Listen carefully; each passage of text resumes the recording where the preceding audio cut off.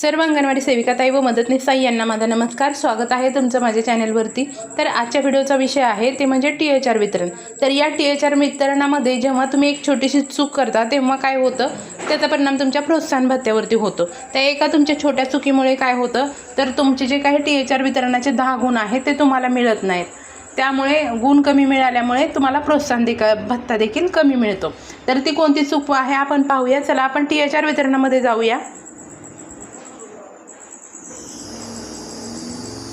तर इथं पहा, THR वितरणावरती गेल्यानंतर आपल्याला एकतर दिवस तिथं निवडावे लागतात। तिथं तुम्ही 25 दिवस निवडत आहात, ते अगदी बरोबर आहे। त्यानंतर आपल्याला इथं पाकिट संख्या निवडायला लागते। तर इथं पहा, तुम्ही जे चूक करत आहात की ज्या काही गरोदर आणि स्तनदा माता आहेत त्यांना तर आपल्याकडे 2 महिन्यासाठी 8 पाकिटे येतात।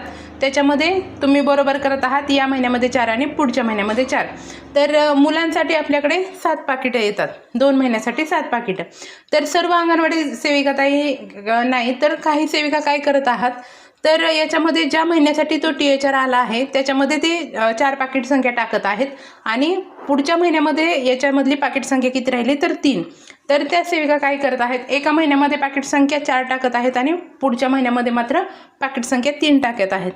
त्यामुळे काय होतं, ते पाकिट संख्या त्यांची जुळत आहे।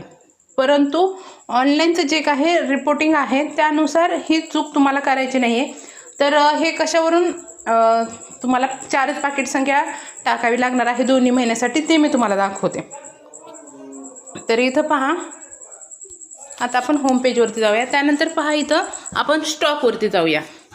तर हा आहे स्टॉक। तर इथं आहे THRचा स्टॉक। तर इथं तुम्हाला अपेक्षित साठा आहे पहा, म्हणजे वितरणासाठी जो काही अपेक्षित साठा आहे, जेवढा की साठा तुम्हाला लागणार आहे, आणि हा आहे आपला वितरण केलेला साठा। म्हणजे जेव्हा तुम्ही इकडे THR वितरण करता तेव्हा इथं पाकिट संख्या वाढत जाते। तर इथं पहा, दोन्ही महिन्यामध्ये तुम्ही चेक करा, या महिन्यामध्ये देखील चेक करा, पुढच्या महिन्यामध्ये देखील चेक करा। इथं तुमची पाकिट संख्या जेवढे लाभार्थी आहेत त्या प्रत्येक लाभार्थ्यांना 4 याप्रमाणेच करून इथं दिलेली आहे तुमची पाकिट संख्या। जर तुमच्या ॲपमध्ये 3 माझ्या ॲपमध्ये पहा 3 स्तनदा आहेत, तर तिथं 12 पाकिट संख्या आहे। तर स्तनदा मातेचं, गरोदर मातेचं जर तुम्ही व्यवस्थित करत आहात, परंतु इथं पहा माझ्या ॲपमध्ये 20 लाभार्थी आहेत। तर 20 प्रत्येक लाभार्थ्याला 4 पाकिटेप्रमाणे इथं 80 आवश्यक साठा दाखवत आहे। म्हणजे प्रत्येक लाभार्थ्याला आपल्याला यांच्या क्रायटेरियानुसार किती पाकिटं द्यायची आहेत, तर 4 पाकिटं द्यायची आहेत।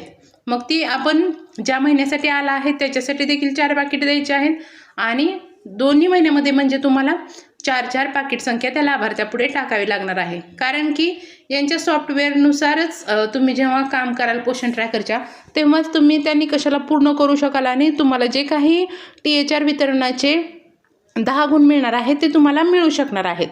आणि तेव्हा तुम्ही त्या THR वितरणासाठी जे काही प्रोत्साहन भत्ता मिळणार आहे त्याच्यासाठी तुम्ही पात्र होणार आहात। तुम्ही दर महिन्याला या गोष्टी चेक करा, त्यानंतरच तुम्ही खात्री करा की तुम्ही या महिन्यामध्ये आणि पुढच्या महिन्यामध्ये पाकिट संख्येमध्ये कोणताच बदल होत नाही।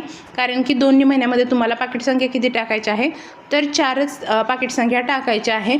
तर इथून पुढे तुम्ही जर करत असाल तर ही चूक मात्र करू नका।